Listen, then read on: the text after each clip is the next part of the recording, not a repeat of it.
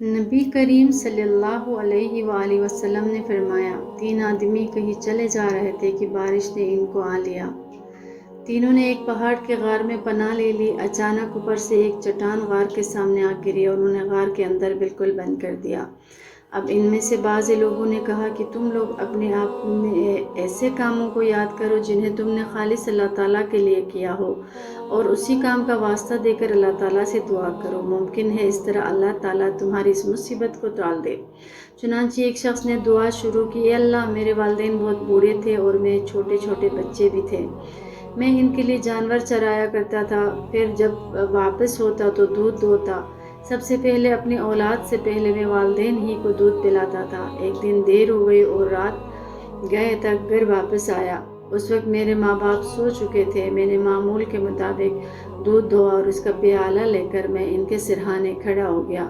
میں نے پسند نہیں کیا کہ انہیں جگاؤں، لیکن اپنے بچوں کو والدین سے پہلے پلانا مجھے پسند نہیں تھا۔ بچے صبح تک میرے قدموں میں پڑے تڑپتے رہے۔ بس اگر تیرے نزدیک بھی میرا یہ عمل صرف تیری رضا کے لیے تھا تو غار سے اس چٹان کو ہٹا کر ہمارے لیے اتنا راستہ بنا دے کہ آسمان نظر آ سکے۔ چنانچہ اللہ تعالیٰ نے راستہ بنا دیا اور انہیں آسمان نظر آنے لگا۔ دوسرے نے کہا، اے اللہ، میری ایک چاچا زاد بہن تھی، مرد عورت سے جس طرح کی انتہائی محبت کر سکتے ہیں، مجھے اس سے اتنی محبت تھی۔ میں نے اسے اپنے پاس بلانا چاہا لیکن وہ 100 دینار دینے کی صورت راضی ہوئی۔ میں نے کوشش کی اور وہ رقم جمع کی۔ پھر جب میں اس کے پاؤں کے درمیان بیٹھ گیا تو اس نے مجھ سے کہا، اے اللہ کے بندے، اللہ سے ڈر اور اس کی مہر کو حق کے بغیر نہ توڑ۔ میں یہ سنتے ہی دور ہو گیا، اگر میرا یہ عمل تیرے علم میں بھی تیری رضا کے لیے تھا تو اس غار سے پتھر کو ہٹا دے۔ پس غار کا منہ کچھ اور کھلا۔ اب تیسرا بولا کہ اے اللہ، میں نے ایک مزدور 3 فرق چاول کی مزدوری پر مقرر کیا تھا۔ جب اس نے اپنا کام پورا کر لیا تو مجھ سے کہا کہ اب میری مزدوری مجھے دے دے۔ میں نے پیش کر دی لیکن اس وقت وہ انکار کر بیٹھا۔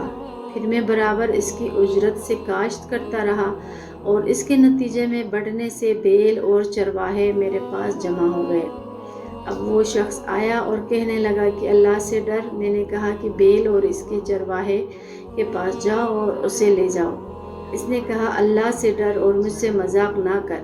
میں نے کہا کہ میں مذاق نہیں کر رہا، یہ سب تیرا ہی ہے، اب تم اسے لے جاؤ۔ بس اس نے ان سب پر قبضہ کر لیا۔ الہی، اگر تیرے علم میں بھی میں نے یہ کام تیرے خوشنودی ہی کے لیے کیا تھا تو اس غار کو کھول دے۔ اب وہ غار مکمل پورا کھل چکا تھا۔